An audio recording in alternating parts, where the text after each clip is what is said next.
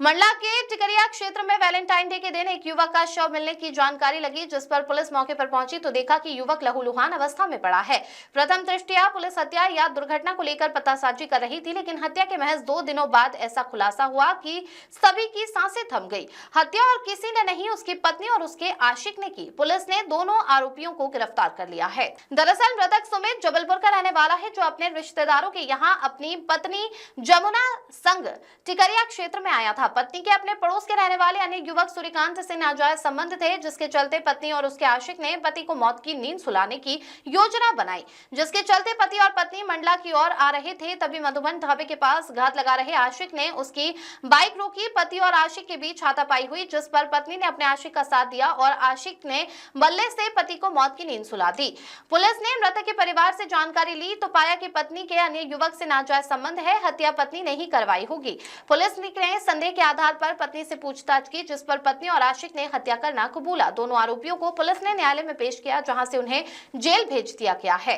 13 तारीख को यहाँ पे अमित कछवाहा नाम का एक व्यक्ति आया था, घाना थाना तिलवारा जिला जबलपुर से। उसने बताया कि मेरा भाई अपनी भाभी के साथ में, अपनी पत्नी के साथ में आया था और आके यहाँ पे क्या बोलते हैं मंडला जाने के लिए बताया था, लेकिन वो घर वापस नहीं आया, जिस पे गुम इंसान थाना में कायम किया गया था।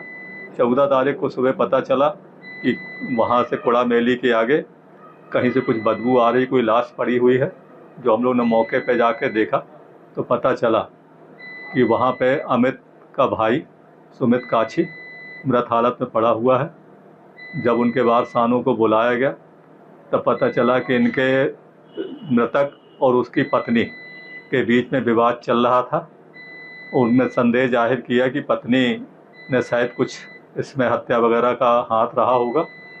जब जाके उसकी पत्नी जमुना उर्फ कविता की तलाश किए, वो मिली, उससे पूछताछ की गई।